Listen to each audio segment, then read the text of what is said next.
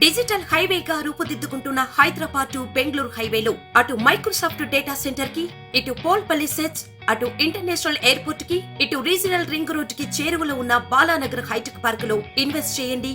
భవిష్యత్తు బంగారుమయం చేసుకోండి. Contact number 8500-155-255. ప్రకంపనలు సృష్టిస్తున్న విశాఖ డ్రగ్ రాకెట్ కేసులో సీబీఐ విచారణ వేగవంతమైంది.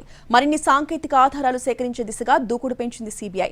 మత్తు పదార్థాల నిర్ధారణ కోసం నార్కోటిక్స్ బ్యూరోను సైతం రంగంలోకి దించింది.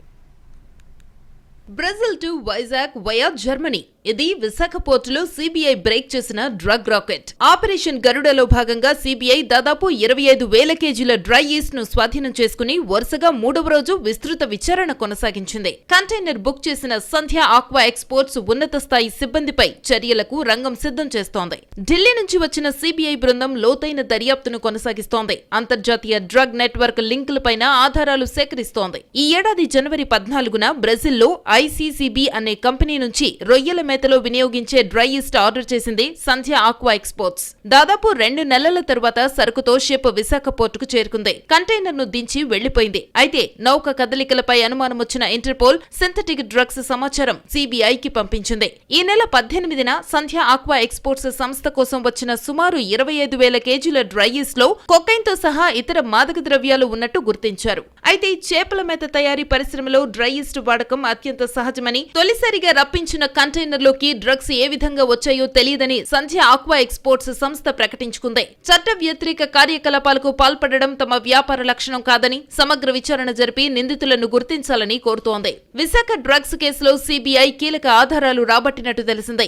ఈ ఆపరేషన్ మొత్తం సీబీఐ అండర్లో జరుగుతున్నందున ఎటువంటి సమాచారం బయటకు రావడం లేదు. పలు పరీక్షల తరువాత మాదక ద్రవ్యాలున్నట్టు సీబీఐ నిర్ధారణ చేసుకుని 10 పేజీల ఎఫ్ఐఆర్ నమోదు చేసింది. కానీ డ్రై ఈస్ట్ తో వచ్చిన మాల్ మాదక ద్రవ్యాలు కాదని నిర్ధారిస్తామని బ్రెజిల్ కంపెనీ చెబుతోందంటున్నారు సంధ్య ఆక్వా ఎక్స్పోర్ట్స్ ప్రతినిధులు.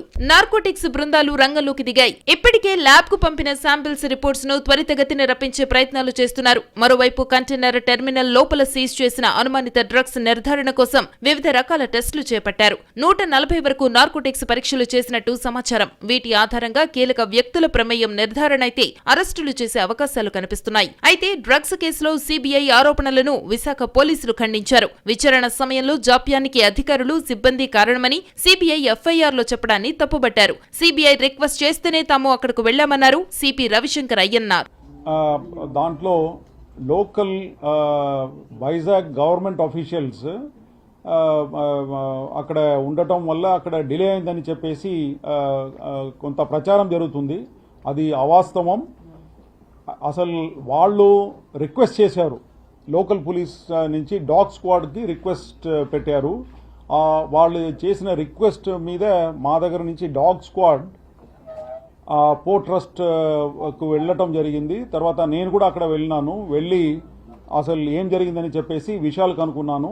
మొత్తానికి విశాఖ డ్రగ్స్ పై నిజాలు ఏంటన్నది ఆసక్తికరంగా మారింది.